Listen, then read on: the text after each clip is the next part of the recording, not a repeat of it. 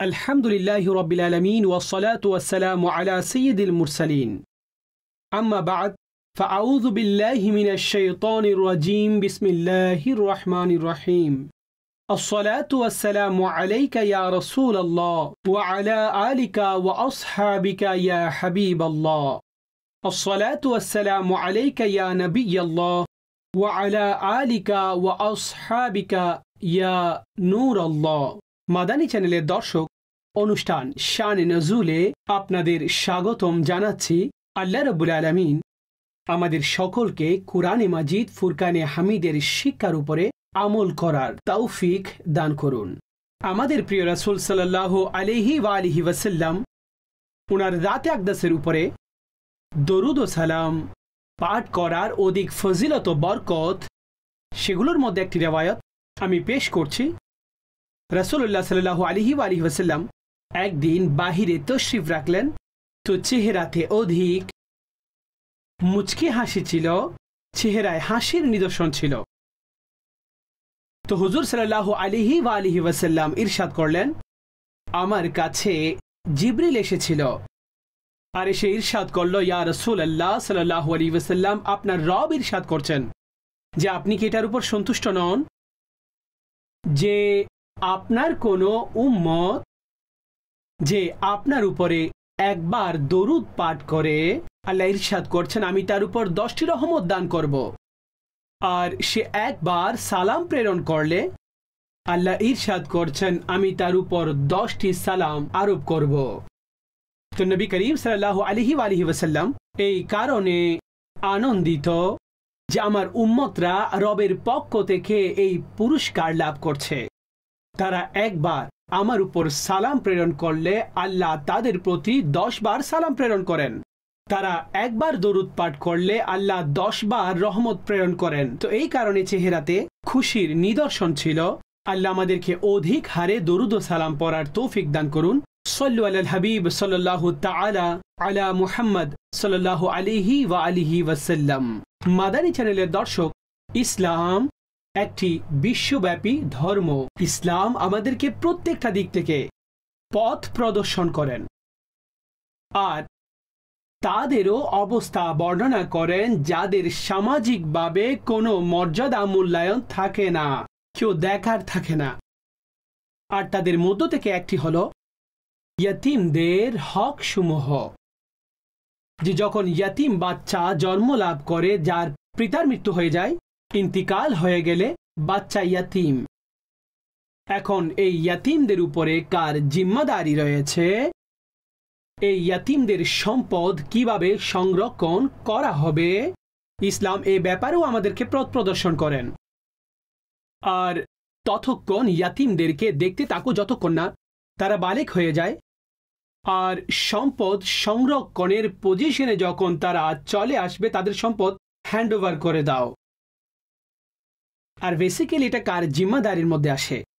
ইয়াতীমদেরকে এইভাবে ছেড়ে দেওয়া হয়নি যে যাদের পিতা নেই তাদের, এমনটা নয় যে তাদের হক ইসলাম বর্ণনা করেননি। আর সেই বাচ্চাদের কোনো জিজ্ঞেসকারী থাকবে না। আমাদের ইসলাম আমাদেরকে এই ব্যাপারেও শিক্ষা দান করেছেন। কুরআনে পাকের মধ্যে আল্লাহ রাব্বুল আলামিন ইরশাদ করেছেন, وآتوا اليتامى أموالهم ولا تتبدلوا الخبيث بالطيب ولا تأكلوا أموالهم إلى أموالكم إنه كان حوبا كبيرا।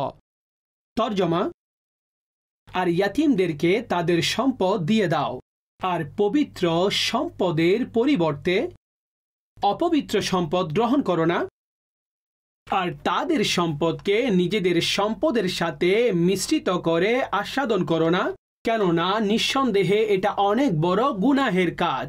এটা গুনাহে কবিরা। ইয়াতীমদের সম্পদ গ্রাস করা, দখল করে নেওয়া, ইয়াতীমদের সহায় সম্পত্তি, ইয়াতীমদের ধন সম্পদ, পশু, গাড়ি, না জানি আরো কি কি রয়েছে, অনেক সময় সেটা কারো মালিকানা হয়ে থাকে, তিনি ইন্তিকাল হয়ে গেলে বাচ্চা নাবালিক তাকে ইয়াতীম থাকে। শরীয়ত তো প্রত্যেক জনের হক বর্ণনা করেন, যে অন্য ওয়ারিসগণের হকও কল্পনা করতে হবে, এই সবকিছু বর্ণনা করেন, কিন্তু ইয়াতিমদের ব্যাপারে বিশেষ করে শরীয়ত এই আহকামসমূহ বর্ণনা করেছেন। আর যেহেতু ইয়াতিম বাচ্চা, তাদের নেওয়ার মতো পজিশন থাকে না, কারণ তারা ইয়াতিম, আর হতে পারে তারা সেই মালসমূহ নষ্টও করে দিতে পারে, শরীয়ত তাদের সম্পদকে সংরক্ষণ করার বন্দোবস্ত করে দিয়েছেন। আর এটা শরীয়ত ইরশাদ করেছেন, ইয়াতিমদের সম্পদ তাদেরকে দিয়ে দাও পবিত্র মালের বিনিময়ে, অপবিত্র মাল নিও না, অপবিত্র করো না, আর আপন মালের সাথে তাদের মাল মিলিয়ে গ্রাস করো না। ইয়াতিমদের মাল খাওয়া এটা হারাম, এটা গুনাহে কবিরা। কুরআনে পাকের মধ্যে আল্লাহ রাব্বুল আলামিন ইয়াতিমদের মাল গ্রাস করার ব্যাপারে এই হুকুম ইরশাদ করেছেন, ওয়ালিয়াখশা আল্লাযীনা লাউ তারাকু মিন খালফিহিম যুররিয়াতান দিআফান খাফু আলাইহিম ফালিয়াত্তাকুল্লাহ ওয়ালিয়াকুলু কাওলান সাদীদা। আর সেই লোকেরা যেন ভয় করে, যদি তারা তাদের পিছনে দুর্বল সন্তান ছেড়ে যায় তো তাদের ব্যাপারে তারাও কেমন আশঙ্কা করে। আর তাদের উচিত যে আল্লাহকে ভয় করা আর যথার্থ কথা বলা। ইন্নাল্লাযীনা ইয়াকুলুনা আমওয়ালাল ইয়াতামা যুলমা ইন্নামা ইয়াকুলুনা ফি বুতুনিহিম নারা ওয়া সায়াসলাউনা সাঈরা। ইরশাদ করা হয়েছে, নিঃসন্দেহে সে লোকেরা যারা অত্যাচারপূর্বক ইয়াতিমদের সম্পদ বক্ষণ করে, তারা তাদের পেটে একেবারে আগুন ভর্তি করে, আর অনতিবিলম্বে এই লোকেরা জ্বলন্ত আগুনের মধ্যে যাবে। যারা আপন পেটে ইয়াতিমদের কোনো সম্পদ বক্ষণ করে, ইয়াতিমদের সম্পদ গ্রাস করে। এখন আমরা অগ্রসর হব এই আয়াতের শানে নুজুলের দিকে, যে এই আয়াত কখন নাজিল হয়েছে। একটি আয়াতের মধ্যে ইরশাদ করা হয়েছে, ইয়াতিমদের সম্পদ তাদেরকে দিয়ে দাও। আর এই হুকুমও কুরআনের মধ্যে ইরশাদ করে দেওয়া হয়েছে, তাদের সম্পদকে নিজেদের সম্পদের সাথে মিশ্রিত করে গ্রাস করো না।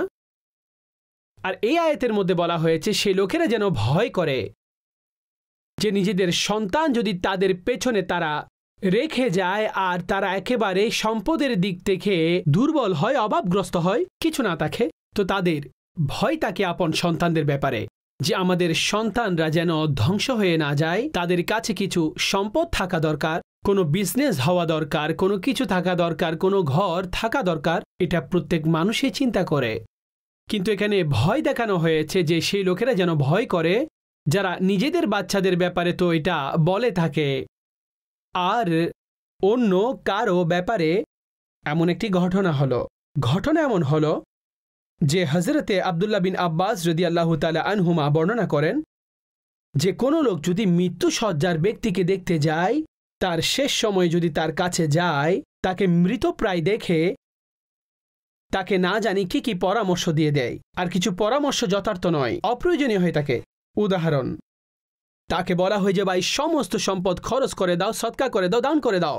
তাকে এমন পরামর্শ দিয়ে থাকে যে তোমার ওয়ারিশগণ কি করবে সম্পদ, অথবা তোমার সম্পদে তাদের কি উপকার হবে, তোমার সম্পদ তারা তোমাকে স্মরণও করবে না, তুমি নিজের জন্য করো, সবকিছু সদকা করে দাও। শরীয়ত এটার চাহিদা রাখে না যে ব্যক্তি নিজের সমস্ত সম্পদ খরচ করে ফেলবে আর নিজের আওলাদদেরকে সে ভিখারি বানিয়ে চলে যাবে। না, আমাদের মধ্যম পন্থা অবলম্বন করতে হবে। শরীয়ত যখন কোনো ব্যক্তিকে ওয়াসিয়তেরও অনুমতি দিয়ে থাকে, তো তাকে এটা বলা হয় যে 1/3, 1/3 ওসিয়ত করো, অথবা তার চেয়ে কিছু কম। অর্থাৎ এভাবে মনে করুন যে 30% ওসিয়ত করুন, এটা অধিক উত্তম। কিন্তু এটাকেও বলা হয়েছে অধিক, এটাও অনেক সম্পদ, 1/3 অনেক সম্পদ। কিন্তু শরীয়ত এটা কাউকে বলে না যে সে যেন তার সমস্ত সম্পদ দান করে দেয় আর নিজের পরিবারকে ফকির বানিয়ে যাবে, এটা তাকে বলে না। আর যে সমস্ত লোকেরা অন্যের কাছে গিয়ে অসুস্থতাকে পরামর্শ দিচ্ছেন, আপনি এটা করুন, আপনি করুন, এভাবে করুন, এই পরামর্শ যথার্থ নয়। তো আল্লাহ সেই লোকদেরকে বলে দিয়েছেন সেই লোকেরা যেন ভয় করে, যদি সে তার পেছনে দুর্বল সন্তান রেখে যান তো তার ব্যাপারে কেমন চিন্তামগ্ন হয়ে যাবে, আমার বাচ্চার কি হবে জানি না, আমি বাচ্চার কি অবস্থা হবে, তিনি ভয়ে থাকবেন আপন সন্তানের ব্যাপারে, কিন্তু অন্যের সন্তানের খেয়াল রাখে না। সেখানে এই পরামর্শ কেন দিচ্ছেন? তো এখানে তাকে নিষেধ করে দেওয়া হয়েছে যে সে যেন এমন পরামর্শ না দেয়। আর সাথে এটাও বলে দেওয়া হয়েছে যে যদি ইয়তিম বাচ্চা থাকে আর তার সম্পদ তো ছেড়ে মৃত ব্যক্তি চলে গেছেন, বাচ্চারা ইয়তিম, তো আপনি এমনটা করবেন না সেই ইয়তিমদের সম্পদ নিয়ে আপনি নিজেই খেয়ে ফেললেন। অনেক লোকেরা ছোট ছোট বাচ্চা থাকে, ভাই মৃত্যুবরণ করলে অন্য ভাই তার সম্পদ গ্রাস করে নেয়, বুঝতেই দেয় না, তার গাড়িসমূহ বিক্রি করে দেয়। বাচ্চারা এ ব্যাপারে কি জানে? তারা তো এটা মনে করে চাচা ঠিক করছে, চাচি ঠিক করছে, অমুক ঠিক করছে, মামা ঠিক করছে। কিন্তু এমনটা করা এটা একেবারে যথার্থ নয়, এটা হারাম। তাদের সম্পদ এভাবে গ্রাস করা, এটা হারাম। তাদের সম্পদ অন্যায়ভাবে খাওয়া, এটা হারাম।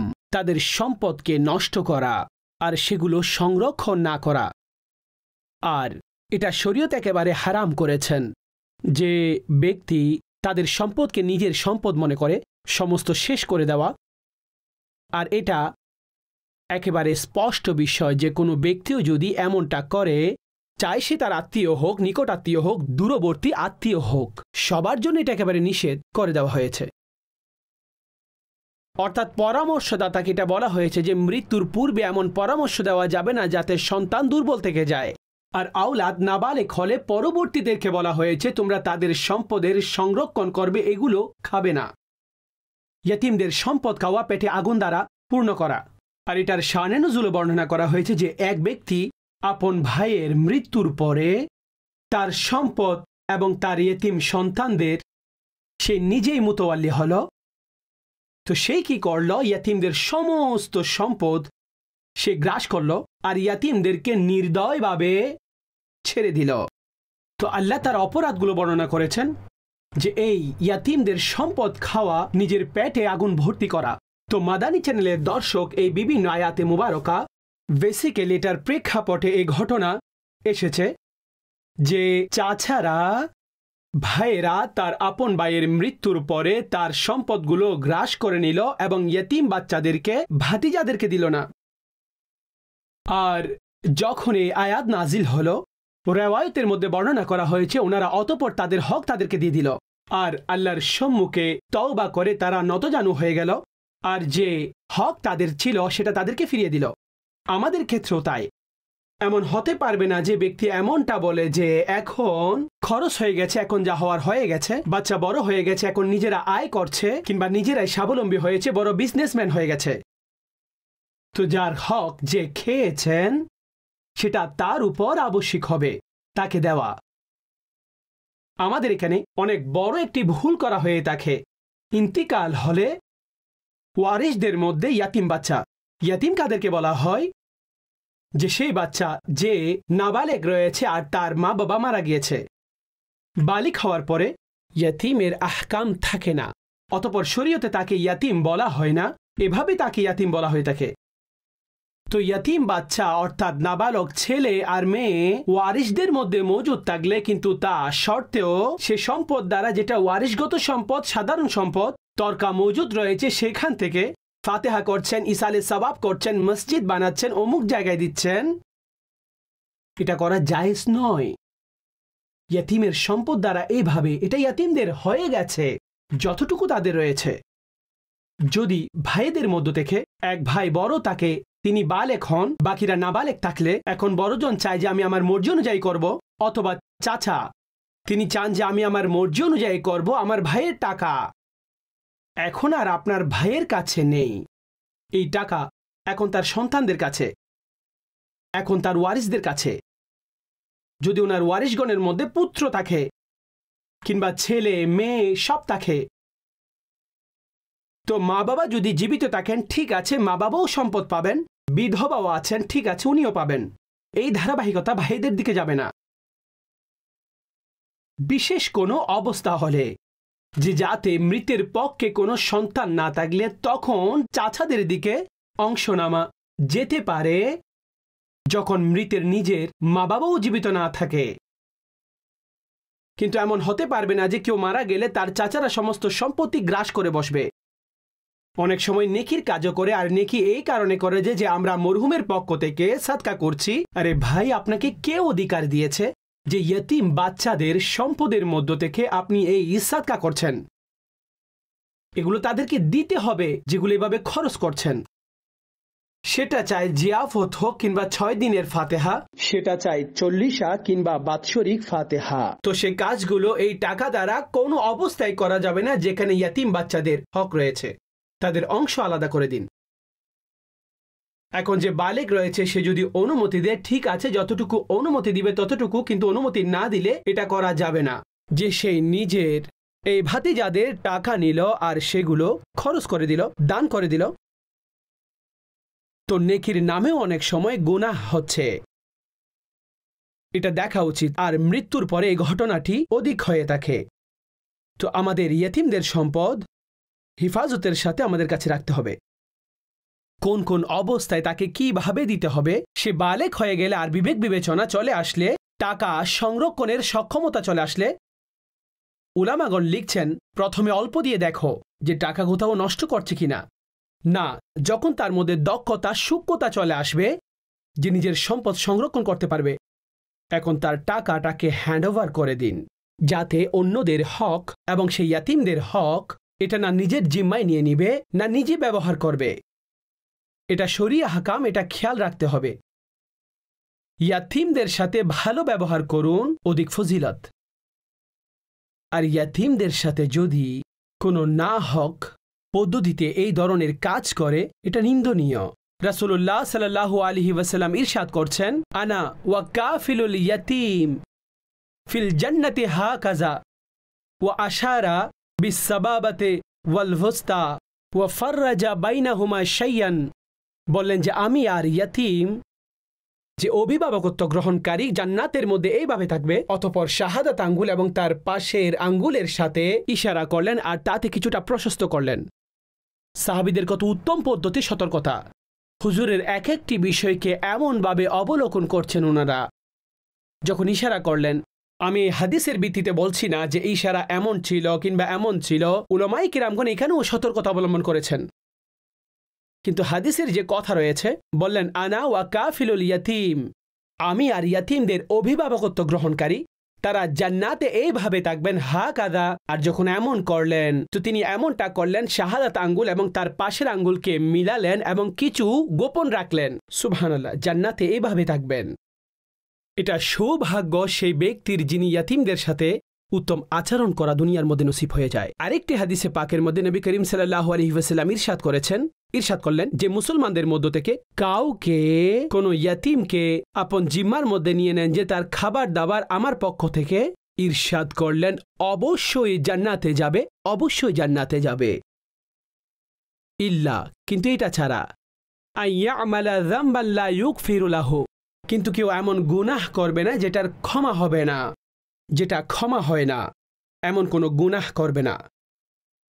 তার জন্য আবশ্যিকভাবে মাগফিরাত এবং সুসংবাদের ফজিলত রয়েছে। আরও একটি হাদিস ইরশাদ করেছেন, আল্লাহু আকবার কবীরা, বললেন মুসলমানদের ঘরের মধ্যে সবচেয়ে উত্তম ঘর হচ্ছে সেটা যাতে ইয়াতিম রয়েছে আর তার সাথে উত্তম ব্যবহার করা হয়। আর মুসলমানদের ঘরের মধ্যে সবচাইতে খারাপ ঘর সেটা যাতে ইয়াতিম রয়েছে আর তার সাথে খারাপ ব্যবহার করা হয়। ইয়াতিম তো রয়েছে কিন্তু তাকে এমন দৃষ্টিতে দেখা হয়, সে সেই ভালোবাসা পায় না, সেই নমনীয়তা পায় না। নিজের বাচ্চাও সাথে আছে আর সেই ইয়াতিমও সাথে আছে, তার সাথে অশোভন আচরণ করা হয়। এটা হওয়া উচিত নয়। তার সাথে মন্দ করা হচ্ছে, তার সাথে অন্যায় করা হচ্ছে।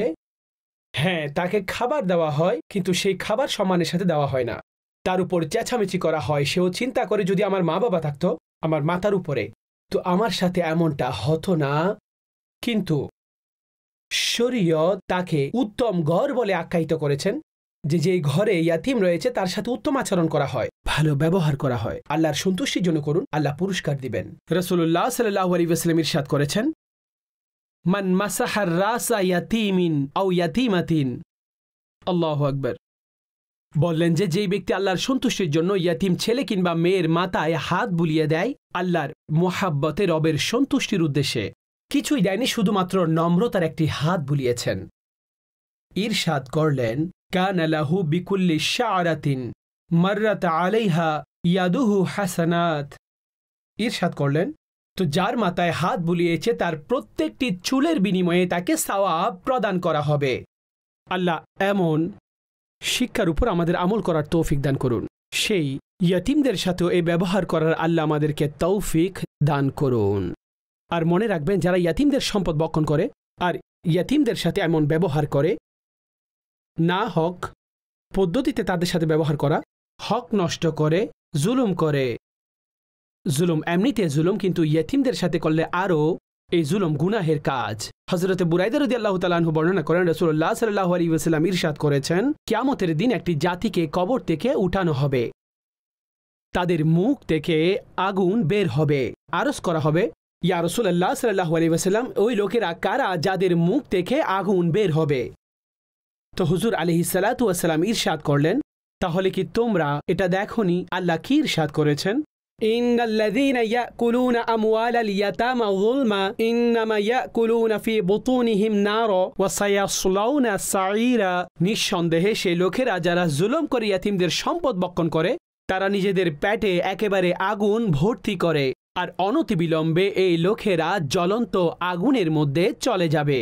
হযরতে আবু সাঈদ খুদরি রাদিয়াল্লাহু তাআলা আনহু ইরশাদ করেন, রাসূলুল্লাহ সাল্লাল্লাহু আলাইহি ওয়াসাল্লাম ইরশাদ করেছেন, আমি মেরাজের রাতে এমন জাতি দেখেছি যাদের ঠোঁট উটের ঠোঁটের মতো হবে। উটের ঠোঁট অনেক বড় বড় হয়ে থাকে, লম্বা হয়ে থাকে, ঝুলানো থাকে। আর ইরশাদ করলেন, তাদের উপর এমন লোক রয়েছে যারা তাদের ঠোঁটগুলোকে পাকড়াও করে আর তাদের মুখে আগুনের পাথর ঢেলে দেয়, আর যে পাথর ঢেলে দেয় সেগুলো তাদের পেছন দিয়ে বের হয়ে যায়। আমি জিজ্ঞেস করলাম, জিব্রাইল, তারা কারা? আল্লাহু আকবার। তো জিব্রাইলে আমিন বললেন যে তারা সেই লোকেরা, আল্লাযীনা ইয়াকুলুনা আমওয়ালাল ইয়াতামা যুলমা ইন্নামা ইয়াকুলুনা ফি বুতুনিহিম নারা, যে যারা জুলুমের সাথে ইয়াতিমদের সম্পদ বক্ষণ করত, আর নিঃসন্দেহে তারা নিজেদের পেটে আগুন ভর্তি করছে। আরেকটি রিওয়ায়াতে ইরশাদ করা হয়েছে, আরবাতুন হাক্কুন আলাল্লাহি আল্লা ইয়াদখিলাহুমুল জান্নাহ। চারজন এমন রয়েছে আল্লাহর হক হচ্ছে আল্লাহ তাদেরকে জান্নাতে প্রবেশ করাবেন না, তাদের জান্নাতের নিয়ামত আস্বাদন করাবেন না, জান্নাতেও যাবে না, জান্নাতের নিয়ামত আস্বাদন করাবেন না। তাদের মধ্যে ইরশাদ করা হয়েছে, ওয়া আকিলু রিবা, সুদ গ্রহণকারী, ওয়া আকিলু মালিল ইয়াতিম, ইয়াতিমদের সম্পদ বক্ষণকারী। বেগাইরে হক, না হক পদ্ধতিতে ইয়াতিমদের সম্পদ বক্ষণ করা। ওয়াল আক লিওয়ালিদাইহি, আর আপন মা বাবার অবাধ্যচারণকারী। মুদমিনুল খামর, মদ পানকারী, মদ্যপানে অভ্যস্ত।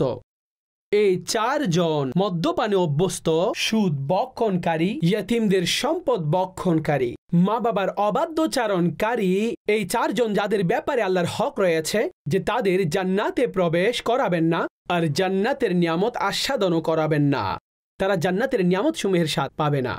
তো মাদানী চ্যানেলের দর্শক, কুরআনের এই আয়াতে মুবারকা আর হাদিসে তৈয়বার এই সারমর্ম যদি আমরা দেখি, তো ইয়াতিমদের ব্যাপারে বিভিন্নভাবে ভীতি প্রদর্শন করা হয়েছে। একটি কথা এইভাবে বলা হয়েছে যে তোমরা তাদের সম্পদের ব্যাপারে এমনটা করলে তো তোমাদের সন্তানের ব্যাপারে ভয় করো। নিজেদের বাচ্চার ব্যাপারে যখন এটা পছন্দ করো না, যে আমার বাচ্চা এভাবে যেন নির্দয়ভাবে পড়ে না থাকে, আমার বাচ্চার যেন এই অবস্থা না আসে যে কেউ জিজ্ঞেস করারও থাকবে না, তো অন্যের বাচ্চার সাথেও এমনটা করবে না। এভাবে ভয় লাগালো যাতে নিজেদের বাচ্চাদেরকে দেখে অন্যের বাচ্চার সাথে ব্যবহার না করে, তার সাথে আখিরাতের ভয় প্রদর্শন করেও। যে দুনিয়ার মধ্যে করে ব্যক্তি বলে যে আমার কাছ থেকে জিজ্ঞেস করার কেউ নেই, আখিরাতের আযাব হবে, সেখানে তাকে জবাবদিহি করতে হবে, সেখানে তাকে জবাব দিতে হবে, শাস্তি ভোগ করতে হবে, আর আগুন তার পেটে ভর্তি করা হবে। এখানে এই বিষয়েও তাকে ভয় লাগানো হয়েছে। তো বিভিন্নভাবে ব্যক্তি নিজের চিন্তাকে এভাবে তৈরি করুক, যখন অন্য কারো হক তার জিম্মার মধ্যে আসছে তখন দেখতে হবে এখন কি করা উচিত, আর সেটাই করতে হবে যেটা পবিত্র শরীয়ত বলে দিয়েছেন। সেই পদ্ধতিতে সেই বিষয়টিকে ডিল করুন, আর উত্তম পদ্ধতিতে পবিত্র শরীয়তের শিক্ষা অনুযায়ী সেই সম্পদ সেগুলো বন্টন করুন। ইয়াতিমদের সম্পদ এভাবে সংরক্ষণ করে আপনার কাছে সেগুলো রাখুন। আল্লাহ রাব্বুল আলামিন আমাদের সকলকে পবিত্র শরীয়তের আহকামের উপরে আমল করার তৌফিক দান করুন, আর ইয়াতিমদের ব্যাপারে যে কুরআন আর হাদিসের পথ নির্দেশিকা রয়েছে তার উপর আমল করার সৌভাগ্য দান করুন। আমিন বিজাহি নবীল আমিন সাল্লাল্লাহু আলাইহি ওয়া আলিহি ওয়াসাল্লাম।